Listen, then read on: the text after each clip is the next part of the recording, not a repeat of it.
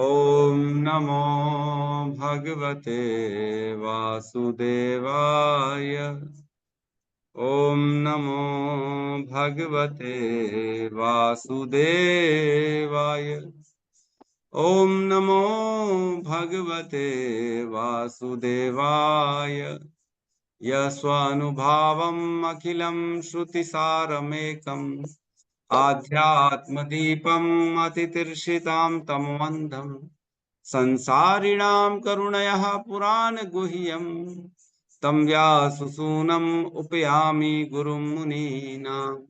नारायणं नमस्कृत्य नरं चैव नरोत्तमं देवीं सरस्वतीं व्यासं ततो जयमुदीरये। श्रवणतां स्वकथः कृष्ण पुण्यश्रवण कीर्तिनः हृदयन्तस्तो हि अभद्राणि विदुनोति सुहृत् सताम्। नष्टप्रायेषु अभद्रेषु नित्यं भागवत सेवया भगवती उत्तम श्लोके भक्तिर्भवति नैष्टिकी। श्रवणतः श्रद्धया नित्यं गृणतश्च स्वचेष्टितं कालेन नातिदीर्घेण भगवान् विशते हृदि। कृष्णाय वासुदेवाय देवकी नंदनाय च नंदगोपकुमाराय गोविंदाय नमो नमः। जय श्री कृष्ण चैतन्य प्रभु नित्यानंद श्री अद्वैत गदाधर श्रीवासादि गौर भक्त वृंद। हरे कृष्णा कृष्णा कृष्णा हरे हरे, हरे राम राम राम हरे हरे। हरे कृष्णा कृष्णा कृष्णा हरे हरे, हरे राम राम हरे हरे। हरे कृष्णा कृष्णा कृष्णा हरे हरे, हरे राम राम हरे हरे। हरे कृष्ण। सभी भक्तों का स्वागत है प्रातःकालीन श्रीमद् भागवतम के सत्र। पवित्र ग्रंथ है श्रीमद् भागवतम। भगवान का यह लिपिक स्वरूप है, शब्दार्थिक स्वरूप है ना, व्यांगमय स्वरूप है भगवान का। कहते हैं सभी वेदों में, सभी पुराणों में सबसे उच्च जो है श्रीमद् भागवतम पुराण है ना।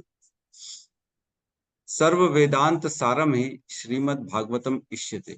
सभी वेदों के अंत का सार, सर्व वेद अंत सारम ही श्रीमद् भागवतम इष्यते। मतलब इसको कम नहीं आंकना चाहिए, ये सभी वेदों का सार है। इसको पढ़ लिया तो शिव पुराण भी पढ़ लिया, इसको पढ़ लिया तो देवी पुराण भी पढ़ लिया, है ना, इसको पढ़ लिया तो विष्णु पुराण, है ना, अन्य अन्य सभी पुराण पढ़ लिए, है ना, देवी पुराण अन्य और भी जो है। तो कई लोग कैटेगराइज करते हैं कि नहीं नहीं, आप तो केवल भागवतम को पढ़ते हो, भगवत गीता को पढ़ते हो, शिव पुराण पढ़ो, वहां पे तो शिव जी को भगवान कहा गया। अरे तो शिव जी का पुराण भी लिखने वाले वेद व्यास जी, विष्णु पुराण देवी पुराण सब लिखने वाले वेद व्यास जी, और भागवत पुराण भी लिखने वाले वेद व्यास जी। तो ये वाला श्लोक ऐसे क्यों बोलेगे वेद व्यास जी कि सर्व वेद आंत सारम ही श्रीमद् भागवतम इष्यते तद रसामृत तृप्तस्य न अन्यत स्यादृति क्वचित। इसको जिसने पढ़ लिया, इसके रस को जिसने ग्रहण कर लिया, उसे अन्य कोई पुराण पढ़ने की, अन्य कोई वेद को पढ़ने की आवश्यकता नहीं है। यद रसामृत तृप्तस्य न अन्यत स्यादृति क्वचित। इसको कोई जरूरत नहीं कोई और अन्य पढ़ने की, जिसने श्रीमद् भागवतम पढ़ी। तो वेद व्यास जी ने ये श्लोक बोला है, तो वेद व्यास जी ने खुद कहा है कि ये सभी वेदों का सार है। और सबसे लास्ट में इसी को लिखा जब वो अतृप्त हो गए थे, जब नारद जी ने उनको बोला था कि आपने इतना कुछ लिख दिया कर्म कांड के बारे में, सभी देवी देवताओं के बारे में, लेकिन जो परम पूर्ण स्वयं भगवान है, जिनकी भक्ति से आदमी जन्म मृत्यु के चक्र से छूट जाता है, उनके बारे में तो तुमने लिखा ही नहीं।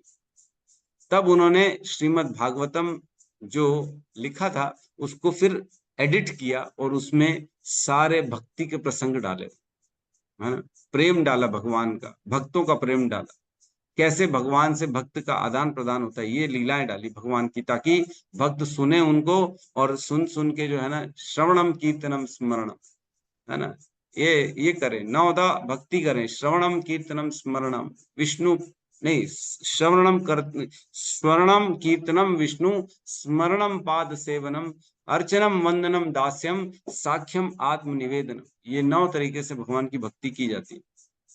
तो व्यक्ति श्रीमद् भागवतम के माध्यम से अपनी भक्ति को जो है और आगे ले जाएगा और भगवान के चरणों में स्थापित करेगा अपनी भक्ति को, भगवान के चरणों में प्रेम को प्राप्त करेगा और इस संसार के मल से परे हो जाए। इस संसार में जो भी फालतू की चीजें हैं, भौतिक चीजें हैं, उनसे अपने हृदय को, अपनी स्मृति को, अपने चेतना को परे करके भगवान के चरणों में अपनी चेतना को डालेगा, जैसे युधिष्ठिर महाराज ने डाला। अभी युधिष्ठिर महाराज का प्रसंग चल रहा है। हमने शनिवार को श्लोक क्रमांक 40 और 41 किया था, राइट? 2 श्लोक किए थे हमने। जी प्रभु जी। हाँ, तो हम 40 और 41 का रिवीजन करते हैं और उसके बाद आगे बढ़ते हैं। तो 40 में कहते हैं, महाराज युधिष्ठिर ने अपने समस्त वस्त्र, कमर पेटी तथा राजसी आभूषण तुरंत त्याग दिए और वे प्रत्येक वस्तु से पूर्ण रूप से उदासीन तथा विरक्त हो गए। उसके बाद 41 में कहते हैं, तब उन्होंने अपनी सभी इंद्रियों को मन में, मन को जीवन में, जीवन को प्राण में, अपने पूर्ण अस्तित्व को 5 तत्वों के शरीर में तथा अपने शरीर को मृत्यु में समाहित कर लिया। तत्पश्चात शुद्ध आत्मा के रूप में वे देह आत्म बुद्धि से मुक्त हो गए। देह आत्म बुद्धि क्या होता है? कौन बताना चाहेगा? इस गेस रोहिणी नंदन प्रभु बताना चाहेंगे? भौतिक कार्यकलापों में लिप्त रहते हैं प्रभु जी, उसको देहात्म बुद्धि बोलते हैं। भौतिक कार्यकलापों में लिप्त रहना, इसको देह आत्म बुद्धि है। सुरूपाली माता जी, आप कहिए। हरे कृष्णा प्रभु जी। प्रभु जी, देहात्म बुद्धि मतलब जो अपने आप को शरीर समझता है, ना कि आत्मा। देह आत्म बुद्धि मतलब जो अपने आप को शरीर समझता है, उसे कहते हैं देहात्म बुद्धि। और कोई बताना चाहेगा? गौतम बुद्ध प्रभु बताना चाहेंगे? हरे कृष्णा प्रभु जी, धन्यवाद। हाँ प्रभु जी, वही है देहात्म बुद्धि, जो अपने आप को ही शरीर मानना और शरीर से शारीरिक चीजों को जोड़ के रखना, आसक्ति जैसे रहते हैं। तो यह सभी का वर्णन, सभी का सेम आंसर है, तो सही भी है। देह आत्म बुद्धि, देह मीन्स शरीर, आत्मा मीन्स खुद को शरीर मानना, ऐसी बुद्धि देह आत्म बुद्धि। मैं ये शरीर हूं, ये बुद्धि होती है जिसके अंदर, और शरीर से रिलेटेड हर चीज को वो खुद की मानता है। जैसे शरीर से संबंधित हर वस्तु है, संबंध है, भौतिक संसार में धन, संपदा, उपाधियां, ये सारी चीजें, अहंकार, मैं ये हूं, मैं वो हूं, मैं तो पढ़ाई कर लिया हूं, मैं तो डॉक्टर हूं, इंजीनियर हूं, ये सारी चीजें जो देह से संबंधित होती हैं, उसको स्व मानना, उसको खुद को मानना, इसको कहते हैं देह आत्म बुद्धि। जबकि हम कौन है? हम आत्मा हैं, हम शरीर नहीं हैं। यद्यपि शरीर में रह रहे हैं, लेकिन शरीर से आत्मा का कोई संबंध नहीं होता। शरीर से संबंधित जितनी उपाधियां और जो भी सुख दुख एक्सट्रेक्ट्रा जो भी होता है, वह आत्मा को इफेक्ट नहीं करता। लेकिन हमें लगता है कि हमें सुख तो ऐसे मिलेगा, हमें सुख तो वैसे मिलेगा, अच्छा खाएंगे तो सुख मिलेगा, अच्छा पिएंगे तो सुख मिलेगा। लेकिन यद्यपि आत्मा को इन सबसे परे है, आत्मा सदा सच्चित आनंद रहती है।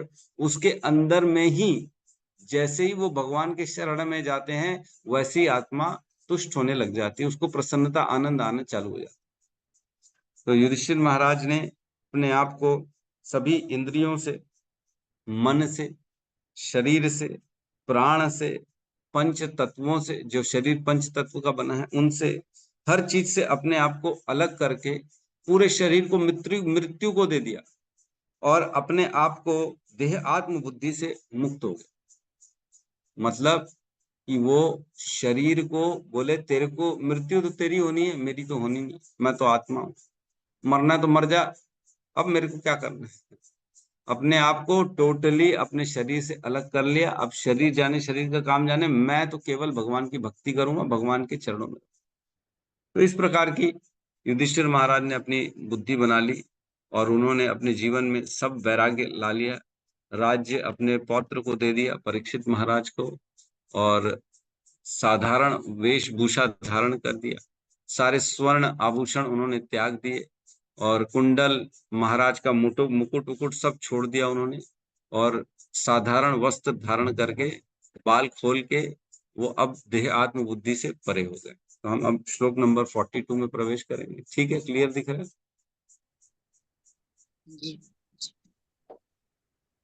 श्लोक 7 में दोहराएंगे। श्लोक क्रमांक 42, अध्याय 15, स्कंद 1, पांडवों की सामयिक निवृत्ति।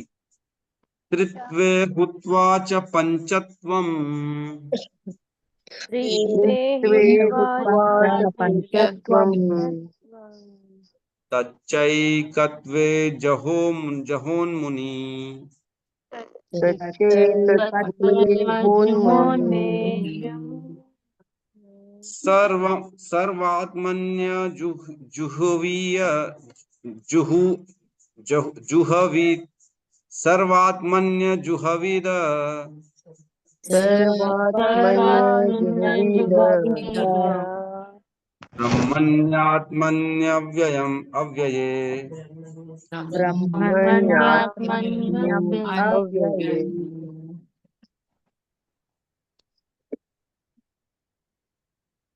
त्रित्वे हुत्वा च पंचत्वम्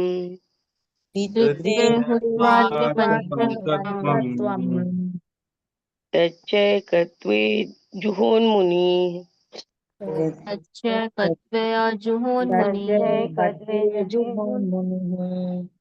सर्वात्मन्यजुहवीद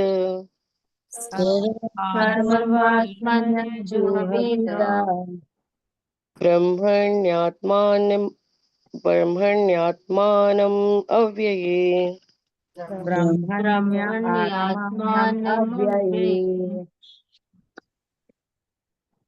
त्रित्वे हुत्वा च पंचत्वम् त्रित्वे हुत्वा च पंचत्वम् तच्चैकत्वे जुहोन्मुनिः तच्चैकत्वे जुहोन्मुनिः सर्वम् आत्मन्यजुहवीद सर्वम् आत्मन्यजुहवीद ब्रह्मण्यात्मन्नम् अव्यये ब्रह्मण्यात्मनम् अव्यये। हरे कृष्ण। त्रित्वे हुत्वा च पञ्चतत्त्वम्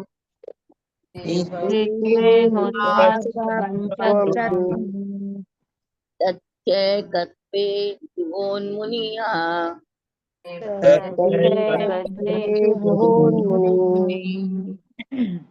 सर्वमात्म्यजुहवीद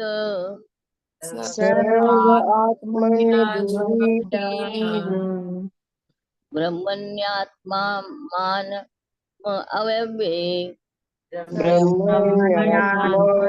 अव्यये हरे। इस प्रकार उन्होंने पंचत्वमय स्थूल शरीर को विनष्ट करके प्रकृति के 3 गुणों में मिलाकर उसे अज्ञानता में मिला दिया और तब उस अज्ञानता को आत्मा या ब्रह्म में विलीन कर दिया जो सर्वदा अक्षय है। ओम अज्ञानतिमिरन्धस्य ज्ञानाञ्जनशलाकया चक्षुरुन्मीलितं येन तस्मै श्री गुरुवे नमः। श्री चैतन्य मनोभीष्टं स्थापितं येन भूतले स्वयं रूपा कदा मह्यं ददाति स्वपदान्तिकम्। वन्देऽहं श्रीगुरु श्रीयुतपदकमलं श्रीगुरून् वैष्णवांश्च श्रीरूपं सागरजातं सहगण रघुनाथान्वितं तं सजीवं साद्वैतं सावधूतं परिजनसहितं कृष्ण चैतन्य देवं श्री राधा कृष्ण पादान् सहगण ललिता श्री विशाखान्वितांश्च। हे कृष्ण करुणा सिंधु दीनबंधु जगतपते गोपेश गोपिका कांत राधा कांत नमस्तुते। तप्त कांचन गौरांगी राधे वृंदावनेश्वरी वृषभानुसुते देवी प्रणमामि हरिप्रिये। वाञ्छाकल्पतरोभस्य कृपा सिन्धुभ्य एव च पतितानां पावनेभ्यो वैष्णवेभ्यो नमो नमः। नमो विष्णुपादाय कृष्णपृष्ठाय भूतले श्रीमते भक्तिवेदांत स्वामीति नामिने। नमस्ते सरस्वती देवे गौरवाणी प्रचारिणे निर्विशेष शून्यवादी पाश्चात्य देशतारिणे। जय श्री कृष्ण चैतन्य प्रभु नित्यानंद श्री अद्वैत गदाधर श्रीवासादि गौर भक्त वृंद। हरे कृष्णा कृष्णा कृष्णा हरे हरे, हरे राम राम राम हरे कृष्णा।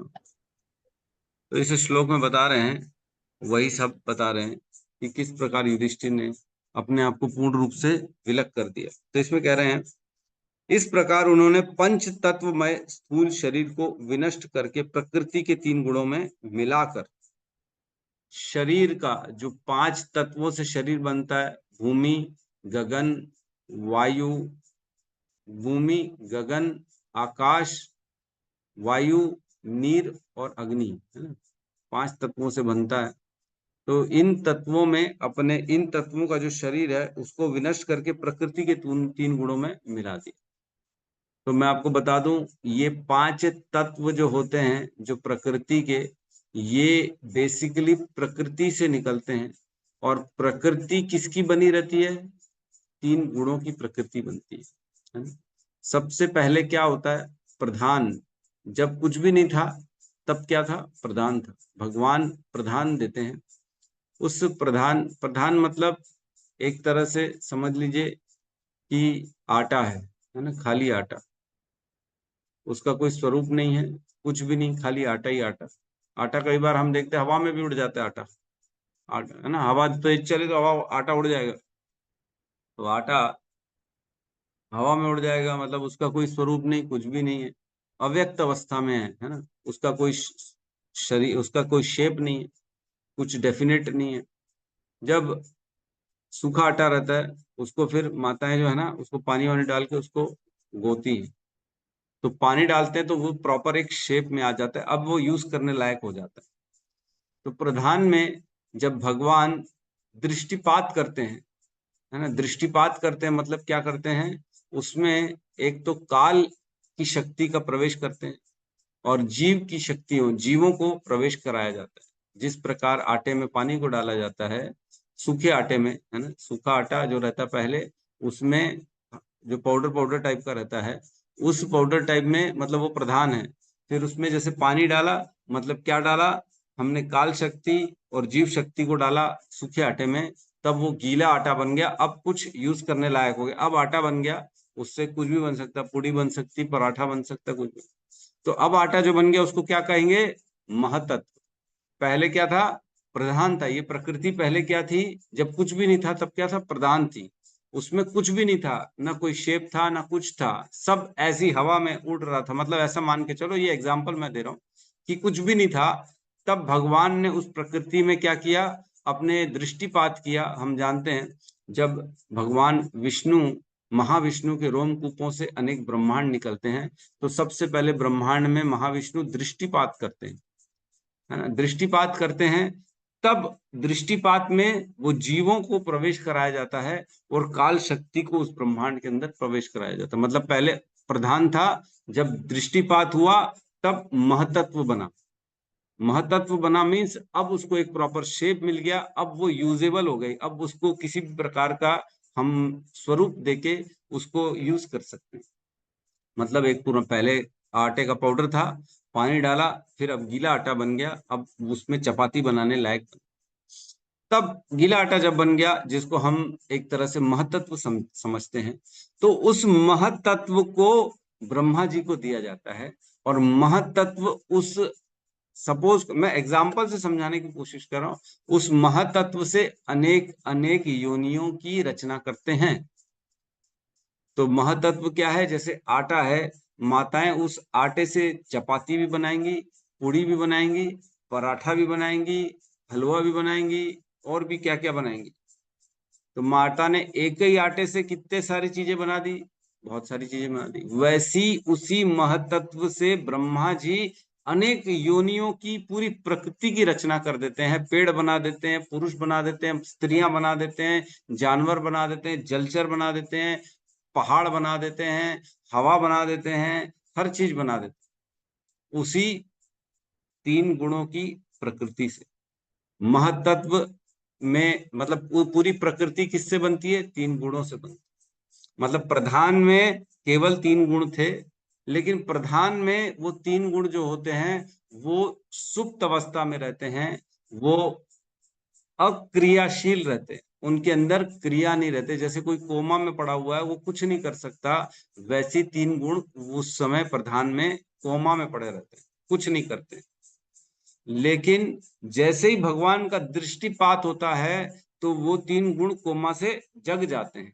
मैं एग्जाम्पल दे रहा हूं समझाने के लिए तीन गुण कोमा से जग जाते, खड़े हो जाते और एक्टिव हो जाते पूरे। अब हम पूरे शक्ति के साथ एक्टिव हो गए, हर चीज को, प्रकृति को पकड़ने की कोशिश करते तीनों गुण। मैं इसमें भी हावी हो जाऊं, उसमें भी हावी हो जाऊं, है ना। हर योनि में, हर हर हर जगह पे, है ना, पृथ्वी में, मतलब पहाड़ में, नदी में, हर कहीं वो तीनों गुण प्रवेश करते हैं। हर किसी की सोच में प्रवेश करते हैं, पांचों तत्वों में प्रवेश करते हैं, हर कहीं वो तीन गुण रहते हैं। मतलब तीन गुण से ही बेसिकली बनता है सब कुछ। तो हमारा जो शरीर है 5 तत्व का बना है, लेकिन ये 5 तत्व बेसिकली बने किससे हैं? 3 गुण से बने। समझ में आ रहा है कि नहीं आ रहा है कि नहीं? इसमें कोई डाउट तो नहीं है? आ रहा है प्रभु जी। आ रहा है। तो यहाँ पे क्या किया उन्होंने, इस 5 तत्वों के अपने स्थूल शरीर को उन्होंने विनिष्ट कर दिया और प्रकृति के 3 गुणों में मिला। अब वो ये कर रहे हैं कि मैं इन 5 तत्व के शरीर का मैं ओनर नहीं हूं, मैं इसमें नहीं रहता हूं, ये मेरा शरीर नहीं है। ये किसका शरीर है? ये प्रकृति का शरीर। और प्रकृति किसकी है? 3 गुणों की। तो उसी में उन्होंने लीन कर दिया। मेरा नहीं है कुछ भी, तू तेरा तू जान, मेरा क्या मतलब, तेरा तुझको अर्पण, ऐसा बोलते हैं ना, तेरा तुझको अर्पण। तो शरीर में रहते हुए भी उन्होंने उस शरीर को लीन कर दिया प्रकृति में, और प्रकृति को लीन कर दिया तीनों गुणों में। और तीनों गुणों में अज्ञानता, हम जानते हैं, जो माया जो होती है उसके 3 भाग होते हैं, प्रधान, अविद्या और विद्या।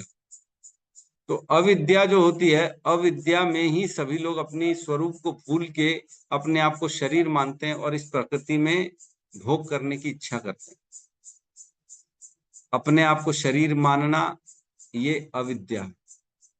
अविद्या, अविद्या के हमने तीन हमने पढ़े थे अविद्या के। क्या है अविद्या के 3 जो सेक्शंस, किसी को याद है? गौतम बुद्ध प्रभु बता सकते हैं? किसी को याद है? नहीं याद है? अविद्या हमने पढ़ा था। अविद्या होती है जिसमें सबसे पहले होता है आवरणात्मिका शक्ति। आवरणात्मिका शक्ति मीन्स जो हमको मूल स्वरूप हमारा भुला देती।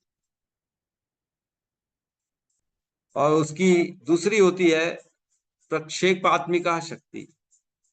प्रक्षेपात्मिका मीन्स खुद को हम अपने गलत पहचान से अपने आप को जो है बताते हैं कि मैं तो गलत हूँ, मतलब मेरी पहचान ये है। पहले अपना स्वरूप भुला देती है, फिर अपनी पहचान भी नई जनरेट करा देती है। पहले तो ये भूल गए कि मैं कौन हूं, मैं कृष्ण का अंश हूं, ये भुला दिए। इसको क्या कहते हैं? आवरणात्मिका शक्ति। आवरण आ जाता है दूसरा, अब अपने स्वरूप को तुम भूल जाओगे। फिर होता है प्रक्षेपात्मिका, जिसमें अविद्या हमारे को ये बताती तुम तो एक पुरुष हो, तुम तो एक वैश्य हो, तुम तो एक क्षत्रिय हो, तुम तो एक डॉक्टर हो, तुम तो एक सज्जन व्यक्ति हो, तुम तो एक अच्छे परिवार के व्यक्ति हो, तुम तो धनी व्यक्ति हो, तुम तो पढ़े लिखे हो, तुम कोई छोटे मोटे आदमी नहीं हो। ये सारे आवरण किसको कहते हैं? प्रक्षेपात्मिका। यद्यपि हम हैं क्या? नहीं, लेकिन फिर भी ऐसा लगता है, ऐसा भान किया जाता है कि मैं ये हूँ, मैं वो हूँ, माना जाता है। और इतना बुरी तरह से लोग इसमें अपने आप को इन्वॉल्व कर लेते हैं कि मैं तो इतना बड़ा आदमी हूँ, मेरे साथ ऐसे कैसे बिहेव कर, ये अहंकार आ जाता है। और लोग लड़ाई, हत्या, कुछ भी करने को तैयार हैं अपने एक फॉल्स आइडेंटिटी को बना के रखने में। बहुत ज्यादा फिलोसफिकल हो रही है आज की क्लास। समझ में आ रहा है कि नहीं आ रहा है? क्या करें, अब ये श्लोक आया तो वर्णन तो करना ही पड़ेगा हमको। अपनी फॉल्स आइडेंटिटी को मेंटेन करने के लिए व्यक्ति सिर्फ आइडेंटिटी को मेंटेन करने के लिए क्या नहीं करता, कर्जा लेता है, गाड़ी खरीदता है ना, अनेक अनेक कार्य करता है, ऊंचे ऊंचे। मैं तो आजकल देखता हूँ हमारा जो ग्रुप में कुछ लड़के हैं आजकल क्या ट्रेंड हो गया है, वो बोले हम बॉस की टी शर्ट पहनते हैं। बॉस कोई बहुत बड़ा ब्रांड है ना, बहुत बड़े ब्रांड की। और भी क्या, कैल्विन क्लीन, तो अनेक अनेक ऐसे ऐसे ब्रांड हैं जो इंडिया के नहीं है, और उनके कपड़े बड़े महंगे होते हैं। 5-5 हजार का कपड़ा होता है, एक 10-10 हजार का कपड़ा होता है। आजकल वो पहनने का ट्रेंड हो गया। अरे तो क्यों पहन रहे हो भाई? तन ही तो ढकना है। हमारा कुर्ता क्या खराब है? तन ढकने के लिए कुर्ता क्या खराब है? घड़ी देखने समय देखने के लिए कोई भी घड़ी हो समय दिखा देगी। अब उसमें केवल ब्रांडेड होगी तो ही समय दिखेगा, ऐसा तो नहीं। लेकिन लोगों की जो अंदर फॉल्स आइडेंटिटी को मेंटेन करने के लिए लोग अनेक अनाप शनाप खर्चा करते हैं, और उस खर्चे करने के लिए अनाप शनाप गंदे गलत काम में जाकर कमाई करेंगे, मेहनत करेंगे दिन रात, अपना स्टैंडर्ड मेंटेन करेंगे। तो इस प्रकार बेसिकली ये उन्होंने क्या किया, ये 3 गुणों में उन्होंने अपने पहले शरीर, पंच तत्व शरीर को 3 गुणों में मिला दिया।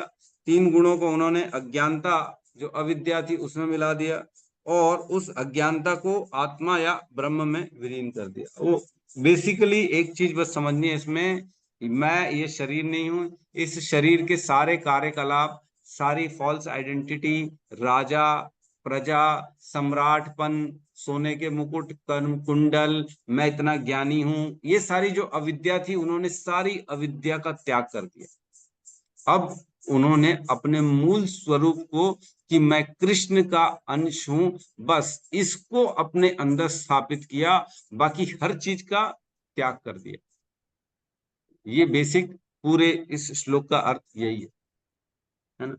और अपने आप को भगवान के प्रति, मतलब पूर्ण रूप से, जिसको कहते हैं ना, अकिंचन बन गए। अब जो मेरे शरीर के साथ होगा वो कृष्ण करेंगे, उनके शरण में मैं हूं। वो रखेंगे तो रहूंगा, वो मारेंगे तो मर जाएगा, ये शरीर मेरे को कोई लेना देना, ऐसी अवस्था में आ गए। ठीक है, तो इसमें ऐसी अवस्था को कहा गया है जीवन मुक्त अवस्था। जीवन रहते रहते वो जीवन में मुक्त हो, मतलब यद्यपि जीवन चल रहा है, लेकिन जीवन से अब कोई लेना देना नहीं है। अब उनकी एक्चुअल में मुक्ति हो चुकी है। जीवन अब क्या है, केवल औपचारिकता मात्र है, ये स्थिति है ना। तो इस प्रकार यहाँ पे तात्पर्य में मैं थोड़ा सा पढ़ रहा हूँ। इस भौतिक संसार में जो कुछ व्यक्त है वह महतत्व व्यक्त अव्यक्त का प्रतिफल है, और हमें जितनी वस्तुएं दृष्टिगोचर होती हैं वे ऐसे विविध भौतिक पदार्थों का विविध संयोग है। मैंने बताया जैसे आटे से हर चीज बनाई जा सकती है, रोटी पूड़ी सब्जी इत्यादि, वैसे ही केवल महतत्व से ये अनेक अनेक चीजें बन गई हैं। पृथ्वी, आकाश, घर, कपड़े, गोल्ड, ये सारा चीज प्रकृति के 3 गुणों इसमें बेसिकली पंच तत्व का ही ये एक्सपेंशन है, अलग अलग रूप है और कुछ नहीं। लेकिन जीव ऐसे भौतिक पदार्थों से भिन्न होता है। यह तो जीव द्वारा श्री भगवान का नित्य दास के रूप में अपना शाश्वत स्वभाव भूलने के कारण तथा प्रकृति पर प्रभुत्व जताने का मिथ्या धारणा के कारण ही उसे मिथ्या इंद्रिय भोग के संसार में प्रवेश करना पड़ता। तो एक छोटे से एग्जाम्पल से हम समझ सकते हैं, गोल्ड कहाँ से आता है? गोल्ड आता है माइंस, गोल्ड की माइन होती है। गोल्ड की माइन कहाँ होती है? पृथ्वी के अंदर। मतलब बेसिकली पृथ्वी में गोल्ड है, गोल्ड और पृथ्वी में कोई फर्क नहीं, ठीक है। लेकिन उसमें से गोल्ड को अलग निकाला जाता है और उसकी वैल्यू कर दी जाती है कि 1 लाख रुपए का 10 ग्राम। लेकिन वो प्रकृति पृथ्वी से अलग नहीं है, लेकिन यद्यपि दिख रहा है अलग, इसलिए उसको अलग एक गोल्ड दे दिया गया। लेकिन वो और पृथ्वी में कोई अंतर नहीं। देखने वाला दृष्टि दोनों को समान दृष्टि से भी देख सकता है कि दोनों तो सेम है। जैसे गोल्ड और गोल्ड की अंगूठी में कोई फर्क होता है? दोनों गोल्ड की है। गोल्ड और गोल्ड के नेकलेस में कोई फर्क नहीं होता, दोनों एक ही। लेकिन अंगूठी और नेकलेस एक ही है क्या? नहीं है, अलग अलग। वैसे ही हर चीज पृथ्वी से ही आई है इस संसार में, लेकिन दिखती अलग अलग है। इसलिए उनका भोग करने के लिए हम ललायित रहते हैं कि मैं ये पालूं, मैं वो पालूं, मैं ये पालूं, मैं वो पालूं। यद्यपि वो सब प्रकृति है, यद्यपि वो सब पृथ्वी है, यद्यपि हम भी पृथ्वी हैं, हम भी इस शरीर को कैसे बनाया है? केवल अन्न खाकर हमने इस शरीर को इतना बड़ा बना दिया है। मतलब जो अन्न जो पृथ्वी से निकलता है वही हमारा शरीर बन गया। छोटा सा शिशु होता है 1 किलो का, और धीरे धीरे 40 किलो का आदमी बन जाता है। कैसे बनता है? रोटी खा खा के, सब्जी खा खा के। रोटी सब्जी कहाँ से आती है? पृथ्वी से आती। तो बेसिकली हमारा शरीर और पृथ्वी में कोई अंतर है क्या? नहीं है, ये कहना चाह रहे हैं। और युधिष्ठिर महाराज ने अपने आप को पूर्ण तरह से प्रकृति में विलीन कर दिया। अब मेरे को कोई मतलब नहीं है, मैं एक्चुअल में मैं नहीं हूं, मैं ये पृथ्वी हूं, प्रकृति हूं।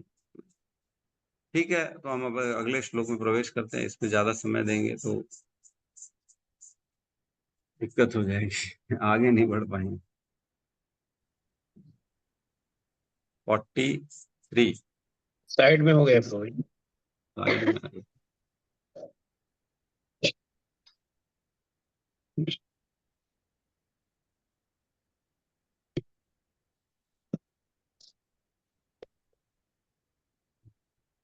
क्लियर है अभी? हाँ प्रभु जी। जी प्रभु। श्लोक नंबर 43। चीरवासा निराहारो धीरवासा निराहारो बद्धवांग मुक्त मूर्धजः बद्धवांगा मुक्तमूर्धजः दर्शयन्नात्मनो रूपम् दर्शयन्नात्मरूपम् जडोन्मत्त पिशाचवत् जडोन्मत्तपिशाचवत् अन्वेक्षमाणो निर्गाद अन्वेषमाणो निरगाद अशृण्वन् बधिरो यथा श्रवणं बधिरो यथा चीरवासा निराहारो चीरवासा निराहारो बद्धवाङ्गमुक्तमूर्धजः बद्धवाङ्गमुक्तमूर्धजः दर्शयन् आत्मनो रूपम् दर्शयन्नात्मरूपम् जडोन्मत्तपिशाचवत् पिशाचवत् अन्वीक्षमाणो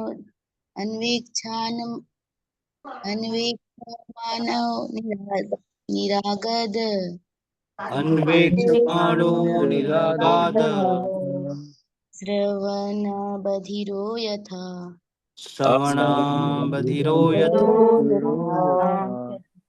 चीरवासा निराहारो बद्धवाङ्गमुक्तमूर्धजः दर्शयन्नात्मनो रूपम् जडोन्मत्तपिशाचवत् अन्वेक्षमाणो निरगाद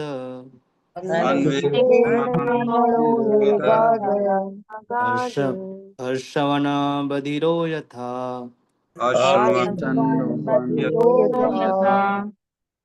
अनुवाद। तत्पश्चात महाराज युधिष्ठिर ने फटे हुए वस्त्र पहन लिए, ठोस आहार लेना बंद कर दिया। वे जानकर गूंगे बन गए और बालों को खोल दिया। इन सब के मिले जुले रूप में वे एक उज्जड़ या वृत्ति विहीन मनोरोगी की तरह दिखने लगे। वे किसी वस्तु के लिए अपने भाइयों पर आश्रित नहीं रहे। वे बहरे मनुष्य के समान सब कुछ अनसुना करने लगे। तो अब यहाँ पे बता रहे हैं कि किस प्रकार, जो पिछले श्लोक में बताया ना, किस प्रकार उन्होंने क्या क्या जो बताया, 3 गुणों में लीन कर दिया, अविद्या में लीन कर दिया, फिर उन्होंने मृत्यु को शरीर दे दिया।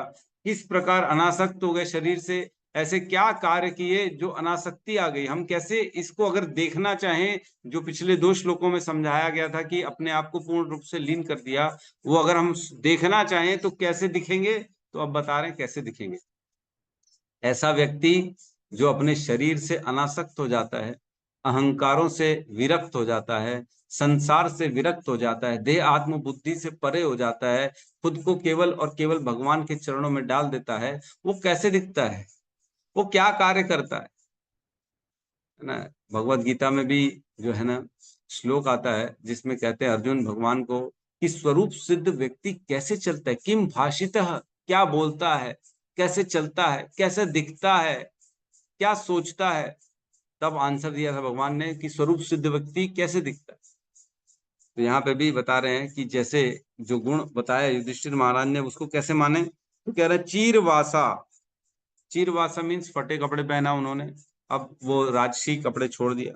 निराहारो, अब उन्होंने आहार जो है ना बहुत कम कर दिया। निराहार मीन्स ऐसा नहीं कि पूरा तरह से भोजन को त्याग दिया, एकदम कम हो गया। अब 56 भोग पहले खाते थे राजा थे, अब जो मिल रहा है रूखा सूखा वो खा रहे। और बद्ध वांग मीन्स बोलना बंद कर दिया, गूंगे बन गए।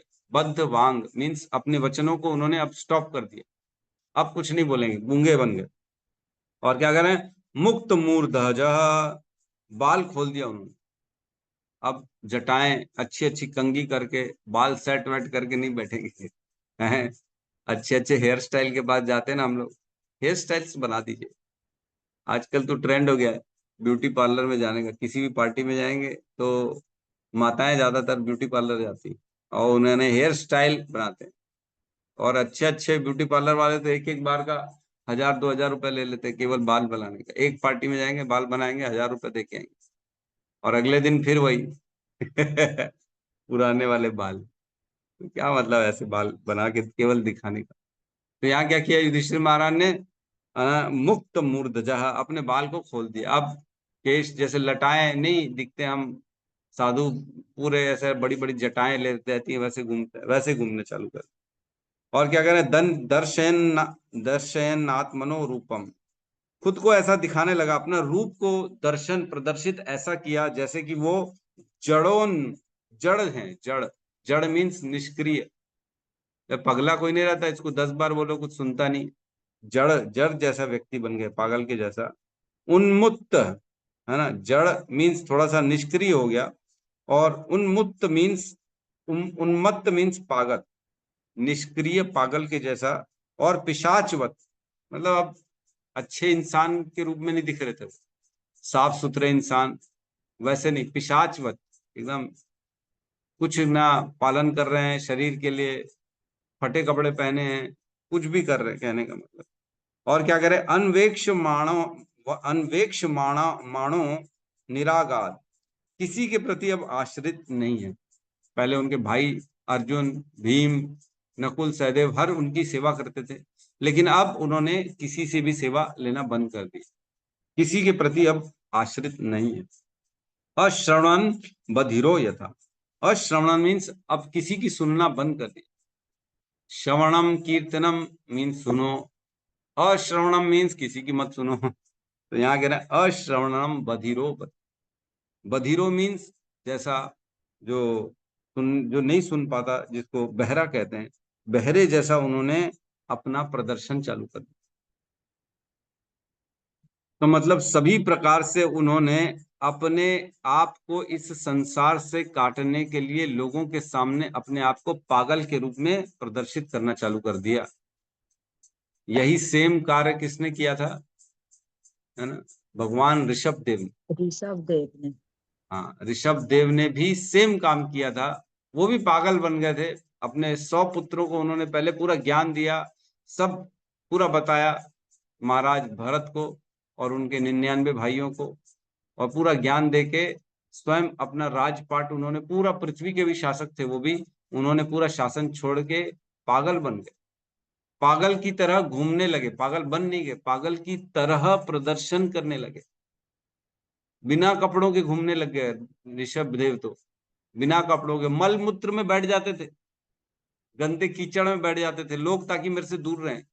जितना मैं अच्छी अच्छी बातें करूंगा उतना लोग मेरे पास आएंगे, मेरे को मेरी भक्ति करने नहीं देंगे, भगवान की सेवा करने नहीं देंगे। स्मरण मेरा जो है ना बार बार टूटेगा भगवान का, इसलिए खुद को पागल घोषित कर दिया और भगवान की दिन रात भक्ति में लीन रहते। तो यहाँ पे युधिष्ठिर महाराज भी वैसे ही कार्य में लग गए हैं। अगले श्लोक में प्रवेश करते हैं।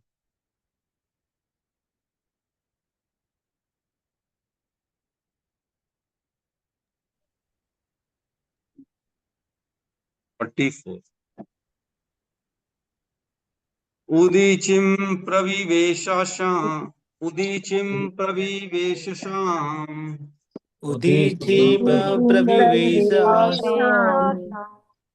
उदीचिं प्रविवेशाशाम् उदीचि प्रविवेशाशाम् गतपूर्वां महात्मभिः गतपूर्वा महात्माभिः हृदि ब्रह्म परम ध्यायम् इति ब्रह्म परं ध्यायन् नावर्तते यतो गतः नावर्तते यतो गतः।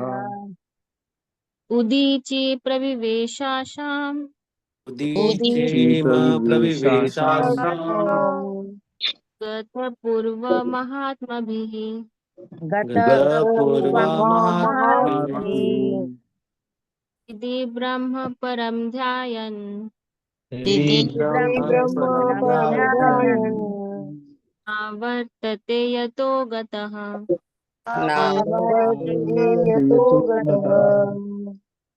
उदीचीं प्रविशेषाम् उदीचि प्रविवेशाशाम् गतपूर्व महात्मभिः गतपूर्वा महात्माभिः हरि ब्रह्म परम ध्याय हरि ब्रह्म परं ध्यायन् नावर्तते यतो गतः नावर्तते यतो गतः। अनुवाद। तब उन्होंने उत्तर दिशा की ओर अपने पूर्वजों तथा महापुरुषों द्वारा स्वीकृत पथ पर चलते हुए प्रस्थान किया, जिससे वे परमेश्वर के विचार में पूर्ण रूप से लग सके। वे जहां कहीं भी गए इसी प्रकार रहे। तो अब बता रहे हैं कि अब घर ही छोड़ दिया अब वो निकल पड़े घर से, घर की जिम्मेदारियां परीक्षित को दे दी, खुद वैरागी बन गए, सब कुछ छोड़ दिया, कुंडल कवच अपना वस्त्र, राजा के सारे साज सज्जा। मजाक नहीं है ये, सब कुछ छोड़ना। छोड़ सकता है कोई? 200-500 रुपए नहीं छोड़ सकते हम तो अगर कहीं चले जाते तो दिन रात चिंतन रहता, अरे मेरे पैसे वहां छूट गए, किसी ने ले लिए, है कि नहीं? मेरा मेरा मेरा करके पागल हो जाते। लेकिन पूरा राज्य छोड़ दिया युधिष्ठिर महाराज ने, पूरा राज्य, कपड़े तक छोड़ दिए, अपनी आइडेंटिटी तक छोड़ दी कि अब मैं राजा हूं, ये तक छोड़ दिया उन्होंने। हमने पढ़ा ये दोनों श्लोकों में, सब अविद्या अविद्या अहंकार पद पद प्रतिष्ठा सब छोड़ दिया उन्होंने। अब मैं राजा हूं ये भान भी नहीं रहा उनके अंदर, ये सोच भी नहीं है कि मैं राजा हूं, ऐसा सब त्याग दिया उन्होंने एक पल में। तो ये हमारे वेदों का शिक्षा यही है कि एक समय आने पे हमको अपनी सारी आसक्तियां काट देनी चाहिए, अपने आप को कृष्ण के चरण में लगाना चाहिए। ये सभी वेदों का आदेश है। गुरुकुल में यही पढ़ाया जाता था बच्चों को, पहले 25 साल ब्रह्मचर्य का व्रत करो, फिर 25 साल गृहस्थ बनो, फिर उसके बाद वानप्रस्थ बनो। छोड़ो आसक्ति, छोड़ो भगवान के, अपने जीवन का जो मूल तुम्हारा उद्देश्य उसको प्राप्त करो।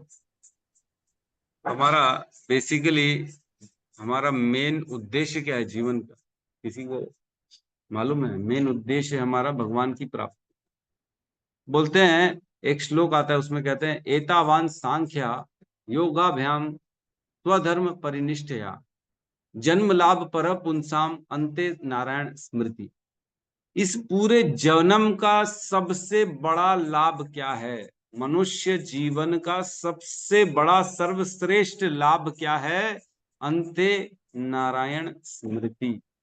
जिसके भी अंत में भगवान की स्मृति बने, बस उसका जीवन सफल है, बाकी सब जीवन वेस्ट है ना। श्रम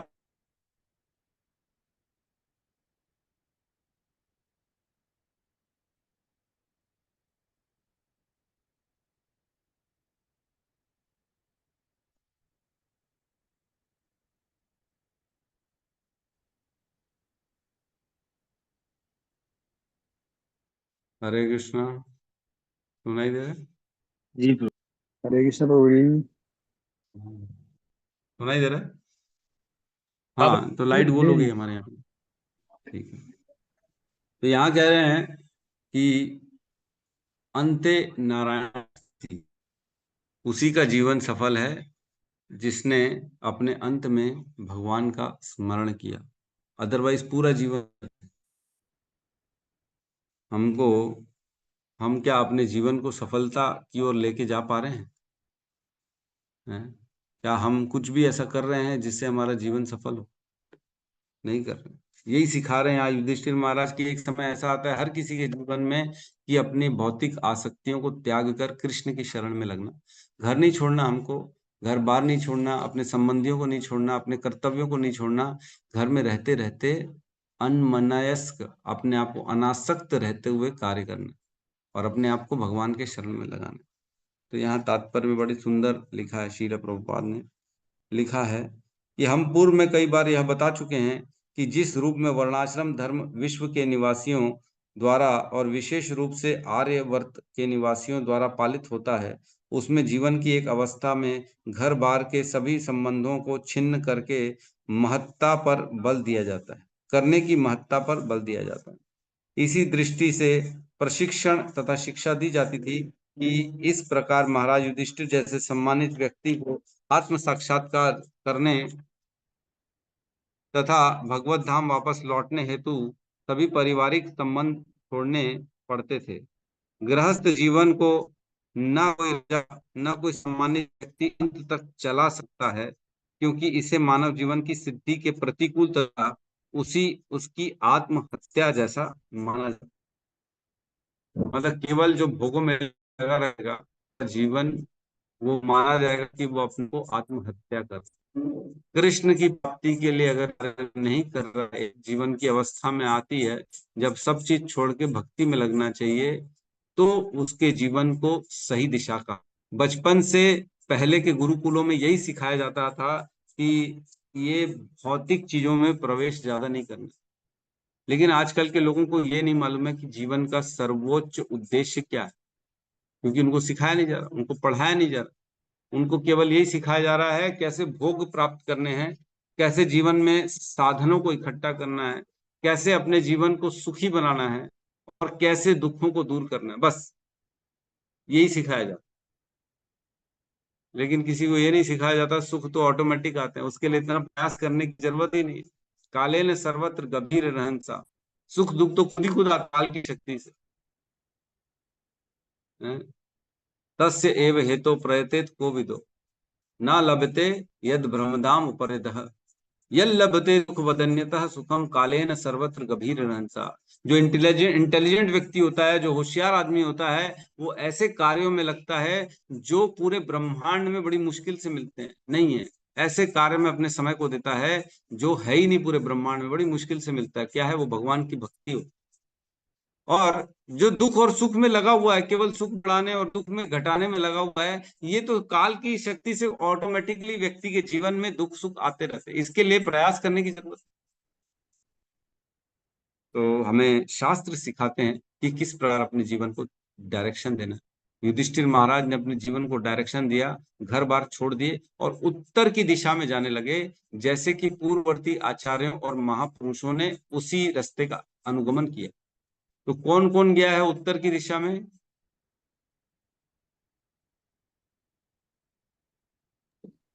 कौन गया है?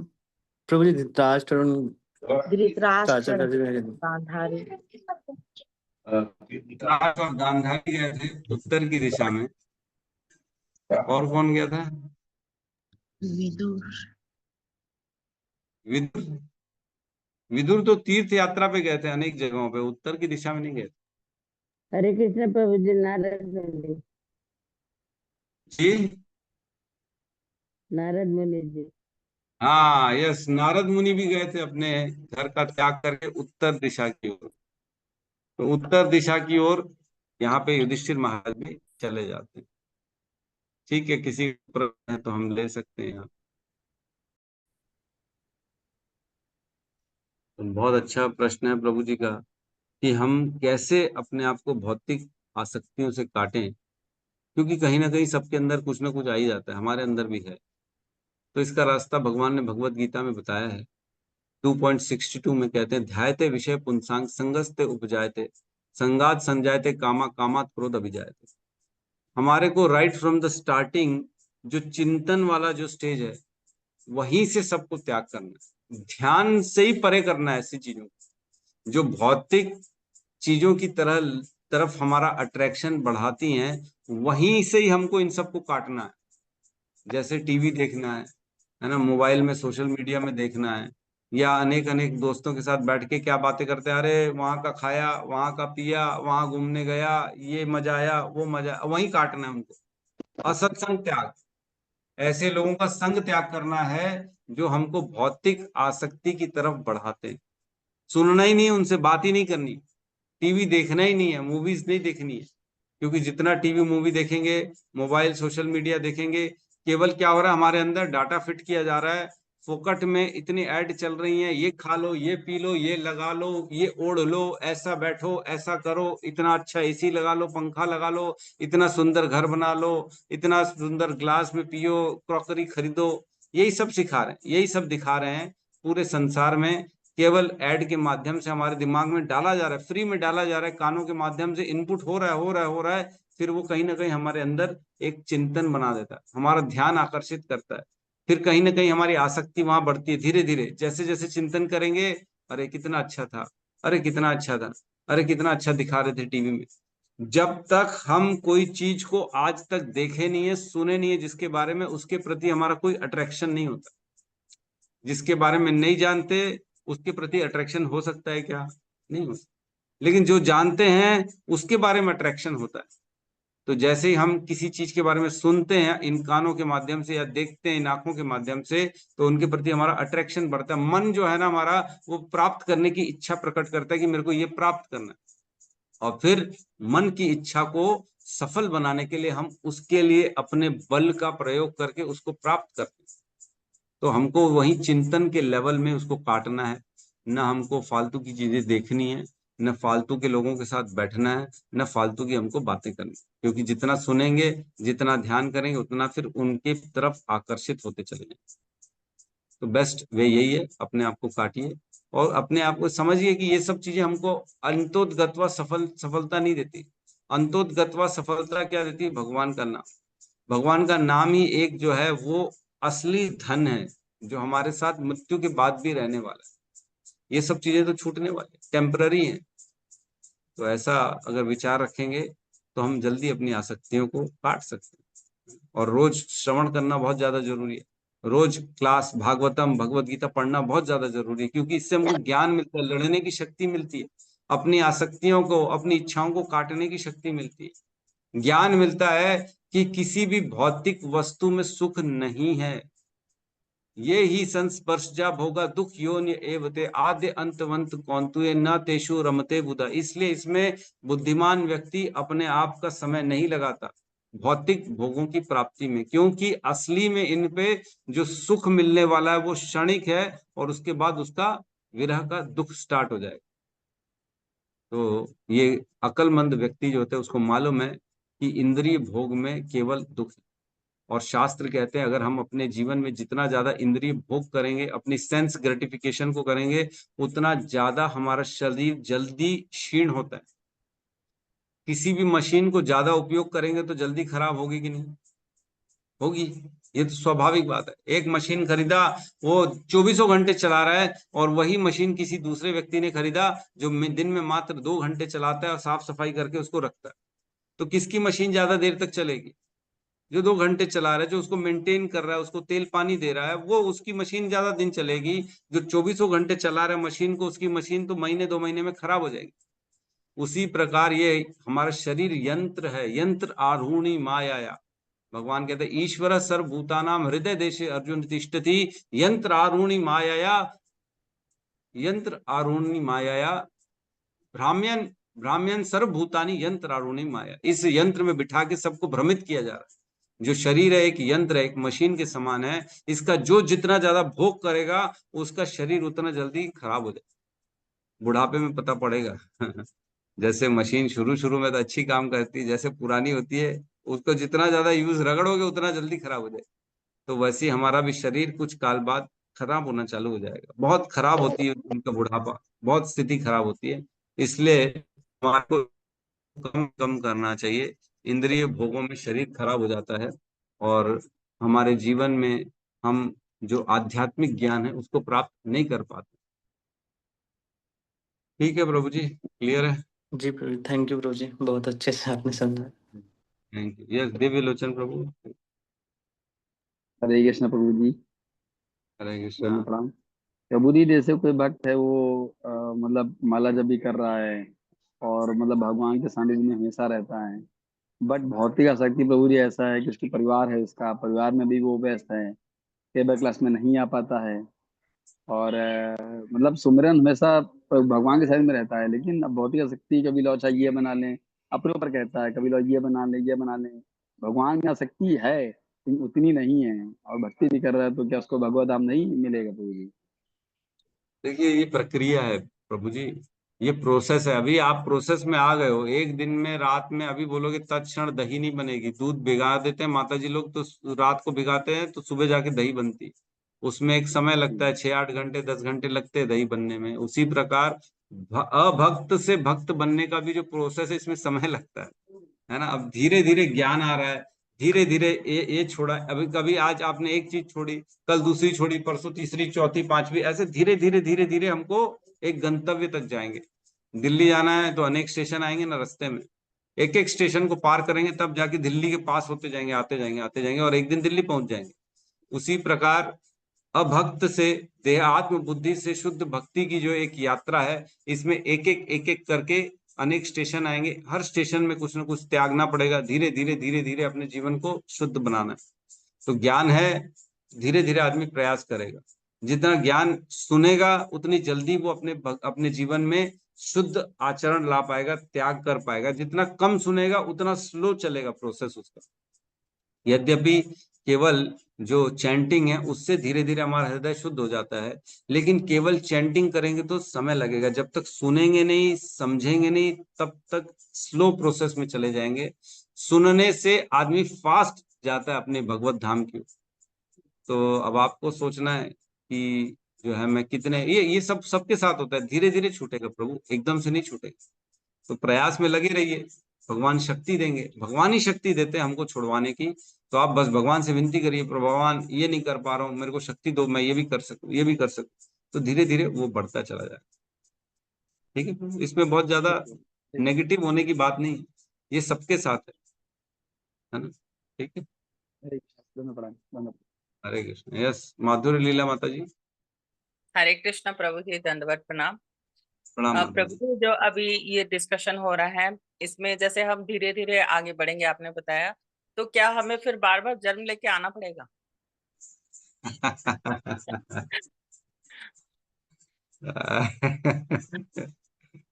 देखिए, इसका उत्तर भगवत गीता के 6.41, 42, 43 में दिया हुआ।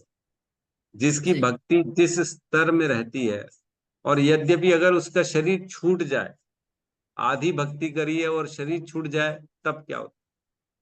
तो 6.41 में भगवान कहते हैं, शुचिनाम श्रीमताम गेहे योग भ्रष्ट अभिजायते। अगर उसकी भक्ति आधे में छूट गई, योग भ्रष्ट हो गया बेचारा, मृत्यु आ गई उसकी, भक्ति तो स्टार्ट कर दी थी लेकिन पूरी नहीं कर पाया था, तो उसको अगला जीवन कहाँ मिलेगा? एक बहुत ही धनवान परिवार में, या एक बहुत ही जो है आध्यात्मिक उन्नत परिवार में उसको जन्म मिलेगा। शुचिनाम श्रीमताम गेहे, या तो पैसे वाले के घर में मिलेगा, या एक आध्यात्मिक अच्छे कुल में जन्म मिलेगा, ताकि वो अपनी भक्ति को कंप्लीट कर सके।